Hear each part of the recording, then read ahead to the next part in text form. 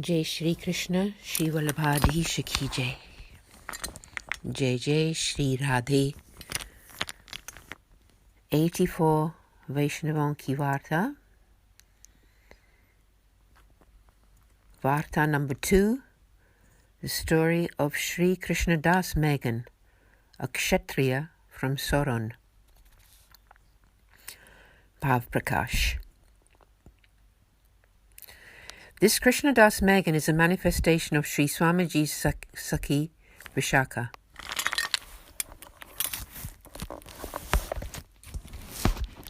Vishaka Sakhi is Sri Swamiji's shadow. So just as a shadow is always linked to its source, so Sri Vishaka is inseparable from Sri Swamiji and is always with her. This was the same with Krishnadas and Sri Acharyaji. Krishnadas would sometimes embody special powers, as we shall read in the following stories. Part 1. Sri Vallabhacharyaji circumambulated the world 3 times, and each time Krishnadas accompanied him. On the first trip they went to Badrinath and found 2 mountains named Parali and Kirani.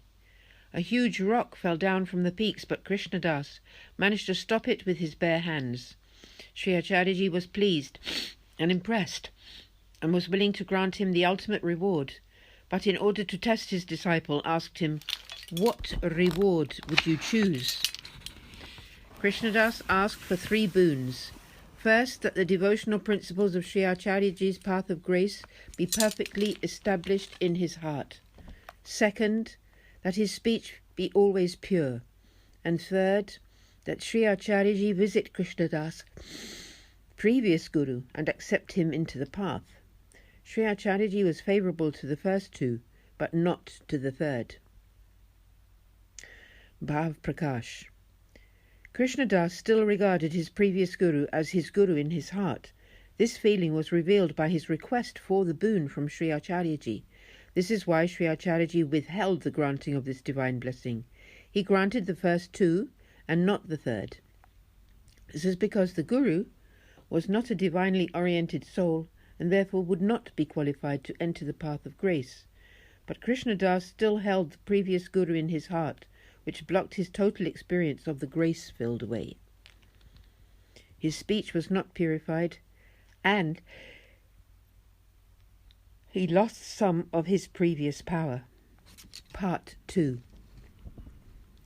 Then they travelled beyond Badrinath towards the cave where the great sage Vedvyasji lived.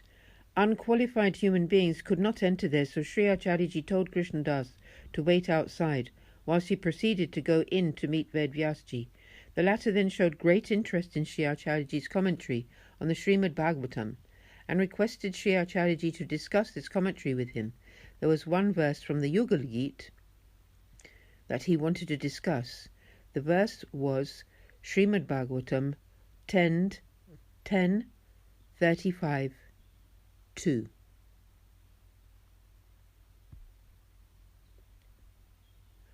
Vamabahu kritavama valgita broradararpita venam ko malanguli bera shrita margam gopya irayati yatra makundaha. It took 3 whole days for Sri Acharyaji to explain the full purport of this verse. Vedvyasji then admitted that he did not really understand the meaning of these lines and begged forgiveness for this. Sri Acharyaji instructed him, "You have spent much time and effort revealing scriptures adhering to impersonal Vedic rite and ritual, the path of lawful libertation, Mayavad." Vedvyasji interjected, "But what should I do? It was my duty given to instruct in this way only." There are 2 ways of regarding the scriptural word. Sri Acharyaji then told Vedvyasji that his commentary fell on the side of personal philosophy, Brahmavad, where everything is known to be the Lord himself. When he heard this commentary, Vedvyas felt great joy. After this, Sri Acharyaji took his leave of Vedvyasji. He had been there for 3 days. Nevertheless, when he exited the cave, Krishnadas Megan was still standing there. Sri Acharyaji was very pleased to see him and asked him why he had not left. Krishnadas Megan replied, "Where should I go? I have no other refuge apart from your lotus feet." This was most pleasing to Sri Acharyaji, who offered Krishnadas a boon. He requested the same 3 boons, and again Sri Acharyaji granted the first 2, but not the third, which was accepting the Guru into the path of grace. Bhav Prakash. Krishnadas still held reverence for his old Guru in his heart. Therefore he found some of his previous powers diminished. This is why Sri Acharyaji did not take Krishnadas Megan into the cave. He was going to discuss the verse from the Yugal Gita, which it would have been way beyond Krishnadas Megan's grasp. Even Ved Vyasji was incapable of grasping its meaning. This is because he was just a partial manifestation of the Lord, and so how would he be even vaguely capable of properly hearing the Lord's own voice? The Lord of Lords sat in Ved Vyasji's mind and told him what to write. He was the Lord's tool and had no experience of divine joy. The hidden meaning of this had been described by Sri Hariji Vanadasji in this poem. Rag Kedaro. You can only get to know the Lord when he allows it. Until such time you will not get to know him, even though reading or hearing the recitation of the Vedas, Purana, or the Smritis, Brahma and the Creator heard the Srimad Bhagavatam from Lord Narayana and then related it to Naraji, who then passed it on to Ved Vyasji, who was not able to understand its inner meaning. Thus for him it was just a medicine to allay his anxiety and pain. Ved Vyasji then taught it to Sri Shukadev, who then passed it on to King Parikshit. Even though the latter heard the 10th canto, he still did not develop the insight that Sri Krishna is everything, and so never became actively involved in the Lord's service. Sri Vallabhacharyaji churned the nectarian curds of the Srimad Bhagavatam, for he is the most elevated teacher. He lifts the veil from before the devotees' eyes and grants them the highest Lord into the palm of their hands. He revealed the many tasteful ways of service to the Lord through music and decoration, etc. The poet Hariji Vandasji says that Sri Acharyaji, through his grace, lets the divinely oriented devotees taste that nectar. In this way, Sri Vallabhacharyaji grants his devotees great grace and lets them taste the nectar of personal service. Part 3. On another occasion, Sri Acharyaji travelled to Gangasagar. Once he was taking rest whilst Krishnadas was massaging his feet. Sri Acharyaji wanted to offer some puffed rice, and he told Krishnadas Megan the same, after which Sri Acharyaji fell asleep. Krishnadas went to the banks of the river, where on the other shore he saw a light twinkling. Using it as a guide, he managed to cross over. There was a village nearby where they had just harvested some rice. He paid them double their asking price and acquired what he wanted. Returning to Sri Acharyaji's resting place, he pressed his feet until he awoke and presented the rice to him.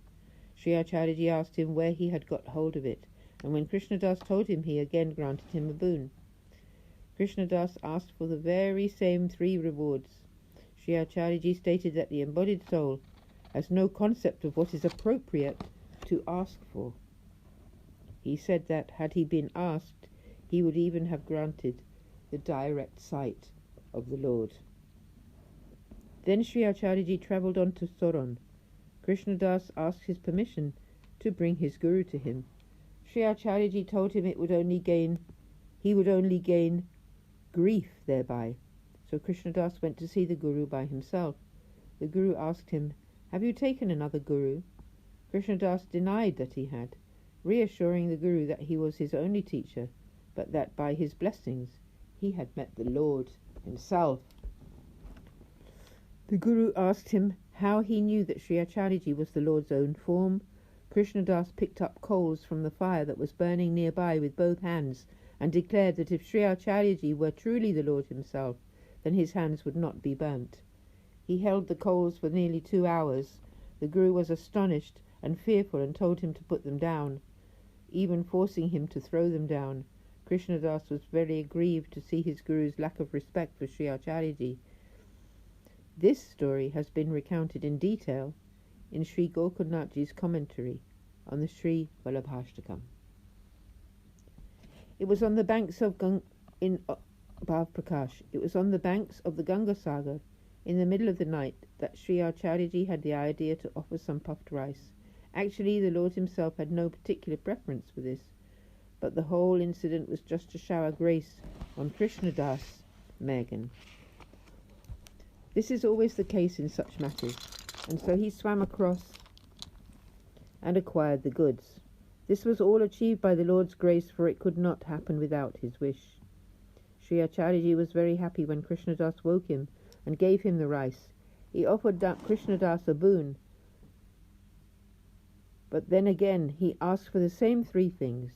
Sri Acharyaji remarked that embodied souls have no clue what to ask for. In this way, their asking for anything is an obstacle in service. Paramananda Dasji has sung, "If you ask for anything, the supreme reward is lost." Krishnadas still held the other Guru to be his teacher, which shows his lack of faith in Sri Acharyaji's teachings. He should not have needed to ask for anything again. This shows how very difficult this path is to tread. Krishnadas may have known that Sri Acharyaji wanted the rice, but still, the proper understanding of the path can only manifest in the heart through great grace. He knew the concept of impure speech, but failed to perceive that the character of the embodied soul is not in its own hands. It can only be purified when he wishes. When there is faith in any other path as being the Lord or the Guru, then the path's proper reward can never be achieved. Krishnadas felt only grief can never be achieved. When there is faith in any other path as being the Lord or the Guru, then the path's proper reward can never be achieved. Krishnadas felt only grief from his other Guru, but then he gave up disloyalty, Anyashre, and took shelter in Sri Acharyaji. It was only then that his speech could become pure and his faults dissolve. He never asked such silly boons from Sri Acharyaji again. Taking shelter anywhere else is a big obstacle. Conclusion of part 3 of Krishnadas Megan's Varta, and this is where we will stop today temporarily.